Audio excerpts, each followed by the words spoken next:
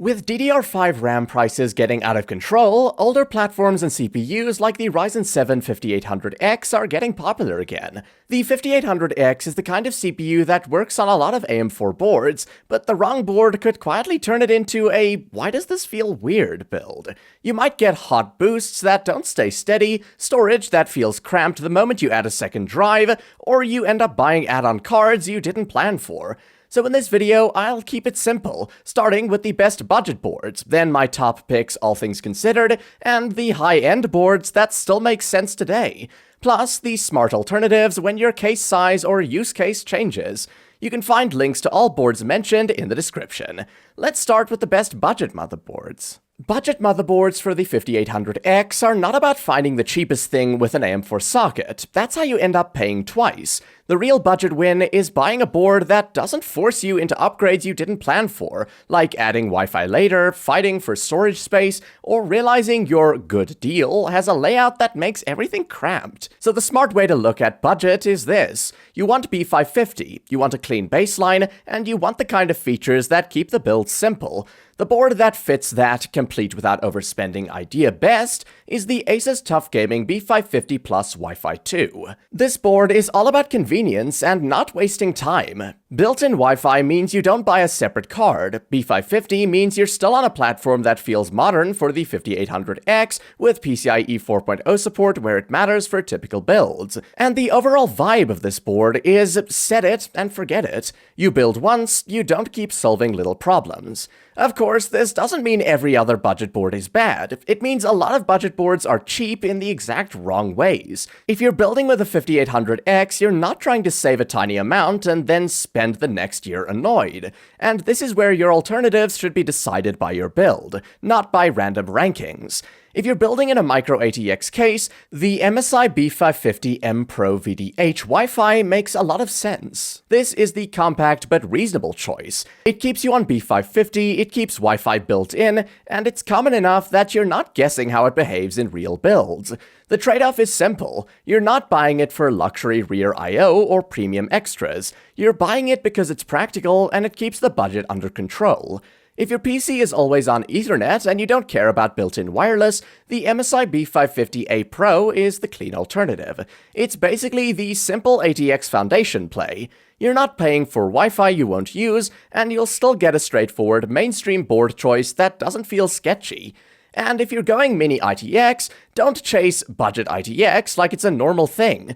ITX costs more because it's small, so the smarter move is picking a known, widely used ITX board instead of gambling on a weird model just because it's slightly cheaper. That's why the ASRock B550 Phantom Gaming ITX/AX is the compact alternative that makes sense here. It keeps you on B550, and it keeps Wi-Fi included in the board, which matters because ITX builds already have enough constraints. So the budget conclusion is simple. If you want the cleanest budget build that feels complete and doesn't turn into an add-on project, the Asus TUF Gaming B550 Plus Wi-Fi 2 is the pick. And if your case or needs change, the MSI B550 M pro-vdh Wi-Fi, MSI B550A Pro, and ASRock B550 ITX option are the alternatives that still keep you in the sensible 5800X build lane.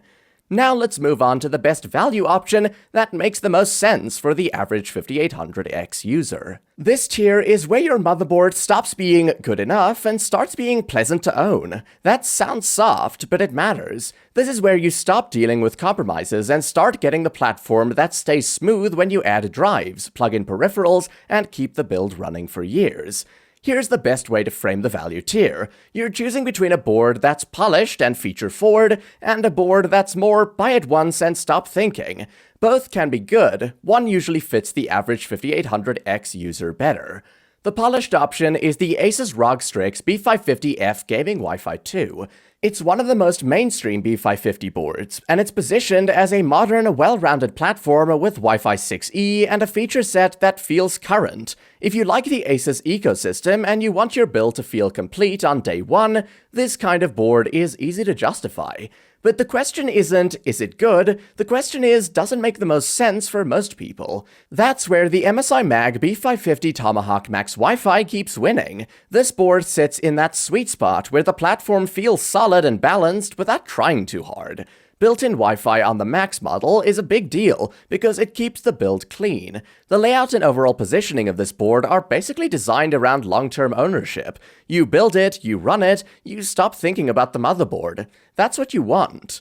And there's a reason this model is that popular. It's a practical, safe-buy board in a market where AM4 stock and pricing can get weird. When you're building today, stability of the product choice matters. You don't want to base your build on some rare board that's only available from random sellers. So the value conclusion lands like this. The best overall choice for the average 5800X build, when you care about value and day-to-day experience, is the MSI Mag B550 Tomahawk Max Wi-Fi. It's not exciting, it's just hard to regret. And the alternatives should be chosen for clear reasons. If you specifically want the Asus ecosystem and that feature-forward Strix approach, the ROG Strix B550F Gaming Wi-Fi 2 is the competitor that can fit you better. If you want to keep things simpler and cheaper because you're always wired, the MSI B550A Pro is still the clean, no Wi-Fi, no nonsense alternative. Finally, let's see the best high-end boards to pair with the 5800X.